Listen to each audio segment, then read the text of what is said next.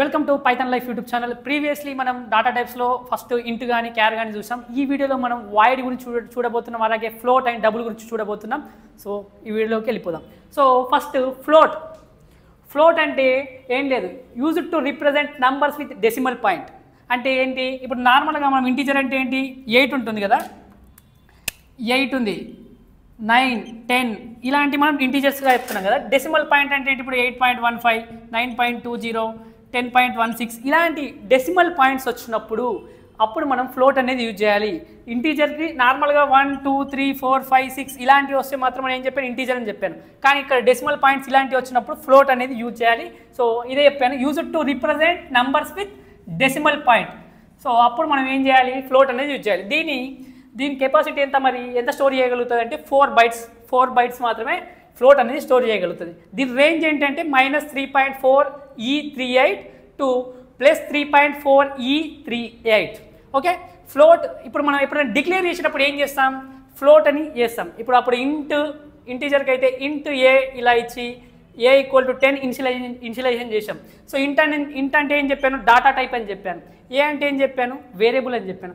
అదేవిధంగా ఇక్కడ కూడా సేమ్ ఫ్లోట్ అనేది మనం ఇట్లాంటి ఏ = 10.8 తీసుకున్నప్పుడు కానీ ఇలా డెసిమల్ పాయింట్ వచ్చినప్పుడు మనం ఏం చేస్తాం, అప్పుడు ఫ్లోట్ అని ఏం చేస్తాం, డాటా టైపు తర్వాత ఏ అనేది వేరియబుల్ ఇలా ఏం చేస్తాం, డిక్లేర్ చేసిన తర్వాత ఇనిషియలైజేషన్ చేస్తాం.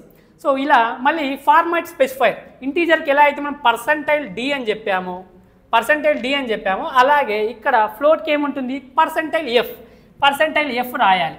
సో ఎప్పుడైతే నువ్వు ప్రింట్ఎఫ్ రాసేటప్పుడు ప్రింట్ఎఫ్ తర్వాత ఏం చేయాలి, నువ్వు ఏదన్నా ఇప్పుడు ఏ ఇక్కడ ప్రింట్ చేసేది ఉంది కాబట్టి ఏది నువ్వు ఏ = ఇప్పుడు సపోజ్ నీకు 10.86 ఇచ్చాడు సంథింగ్. సో అప్పుడు నువ్వు దీన్ని ప్రింట్ చేయాలంటే ఏం చేస్తావు, నీకు ఫ్లోట్ పాయింట్ ప్రింట్ చేయాలని డెసిమల్ పాయింట్, అప్పుడు %f అని రాయాలి. సో ప్రింట్ఎఫ్ ఇచ్చేటప్పుడు వన్స్ మనం ప్రోగ్రామింగ్ రాసేటప్పుడు మీకు ఇంటీజర్ కానీ ఫ్లోట్ కానీ ఇవి రాసి మనం అప్పుడు ప్రింట్ చేసేటప్పుడు మీకు అర్థమవుతుంది. సో ఇప్పుడైతే ప్రింట్ఎఫ్ ఇలా రాస్తాం, %f అని రాసి, సో రెండింటిని తర్వాత లాస్ట్కి సెమికాలన్ పెడతాం. సో అవుట్పుట్ అనేది ఏమొస్తుంది, సో ఇలా అవుట్పుట్ దీనికి నేను ఏం చెప్పాను, ఇక్కడ 10 అని రాశాను ఫస్ట్. సో ఇప్పుడు 10.0 అని రాశాను అనుకోండి సంథింగ్ ఫస్ట్ ఎగ్జాంపుల్కి. సో అవుట్పుట్ ఏమవుతుంది, 10.00000 వస్తుంది. ఎందుకంటే మనకు ప్రెసిషన్ అనేది 6 డిజిట్స్ వరకు తీసుకుంటుంది. ఫ్లోట్ అనేది 6 డిజిట్స్ వరకు, అంటే డెసిమల్ పాయింట్ తర్వాత 6 వస్తుంది. 6 చూడండి, ఈ 1, 2, 3, 4, 5, 6 డిజిట్స్ వస్తుంది. ప్రెసిషన్ ఏంటి, ఫ్లోట్కి 6. అలాగే నెక్స్ట్ డబుల్కి వెళ్ళామనుకోండి, మనకు ఎక్కువ సంథింగ్ ఇప్పుడు 8.88888888 ఇట్లా ఎక్కువ పాయింట్స్ వచ్చినాయి.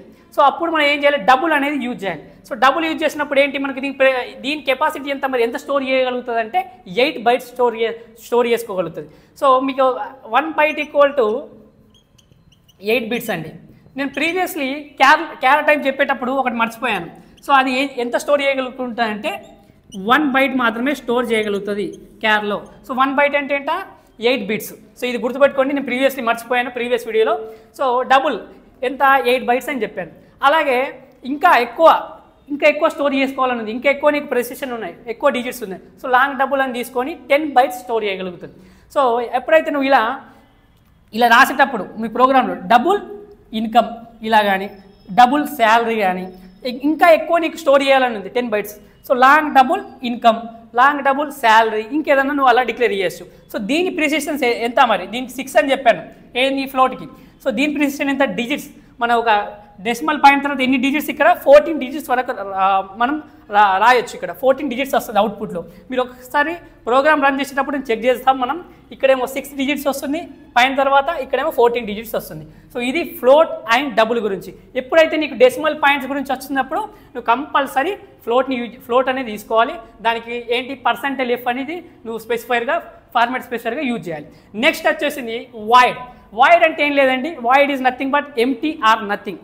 సో నువ్వు ఇది వాయిడ్ అనేది డిఫరెంట్, ఒక స్పెషల్ టైప్ డాటా టైప్. ఇది నువ్వు ఏం చేయొచ్చు, దీంతో నువ్వు వేరియబుల్తో యూజ్ చేయొద్దు. ఇక్కడ అదే రాశారు, we don't use with variables.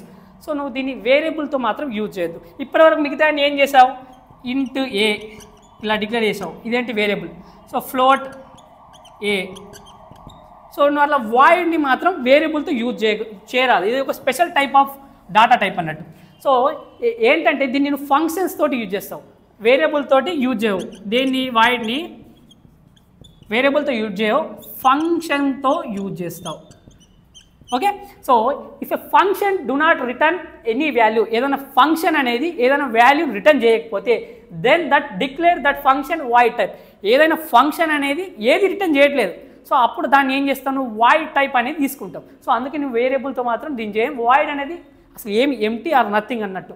So it is a special data type which cannot store any constant value. So ఎలాంటి వాల్యూ స్టోర్ చేయలేవు నువ్వు ఇక్కడ, దీనికి a = 8 అని ఇట్లా కాన్స్టెంట్ వాల్యూ ఏది కూడా స్టోర్ చేయలేవు సంథింగ్. సో ఇక్కడ మాత్రం ఏం చేస్తున్నావు, స్టోర్ చేస్తున్నావు, a = 10 అని కానీ, సో ఇట్లా b = ఇంతకుముందు మనం 10 కానీ ఇంటీజర్ టైప్లో అలా, సో లేకపోతే 10.5 ఇలాంటి స్టోర్ చేస్తున్నావు ఇక్కడ. కానీ ఇక్కడ నువ్వు వాయిడ్ ద్వారా ఏం స్టోర్ చేయలేవు, ఒక special type of data type. So దీన్ని నువ్వు జస్ట్ ఫంక్షన్తో మాత్రమే యూజ్ చేయగలుగుతావు. ఇది ఏది ఎప్పుడైతే ఏ ఫంక్షన్ కూడా ఏమి కూడా రిటర్న్ చేయనప్పుడు, అసలు ఏం రిటర్న్ చేయనప్పుడు అప్పుడు నువ్వు వాయిడ్ అనేది యూజ్ చేస్తావు. సో దాన్ని వాయిడ్ టైప్ అంటారు. సో ఇది special type of data type. So ఈ వీడియోలో మనం ఏం నేర్చుకున్నామంటే ఫ్లోట్ అండ్ వాయిడ్ గురించి చేసుకున్నాం. ప్రీవియస్ వీడియోలో ఇంట్, క్యార్, సో ఇందులో డబుల్ కూడా చూసాం. సో ఇంతే మన డాటా టైప్స్ అనేటివి మన ప్రైమరీ ఆర్ ఫండమెంటల్ డాటా టైప్లో అన్ని టైప్స్ కవర్ అయిపోయాయి. సో ఈ వీడియో కనుక మీకు నచ్చినట్లయితే ఈ వీడియోని లైక్ చేయండి, షేర్ చేయండి, అలాగే మన పైథాన్ లైఫ్ యూట్యూబ్ ఛానల్ని సబ్స్క్రైబ్ చేసుకోండి.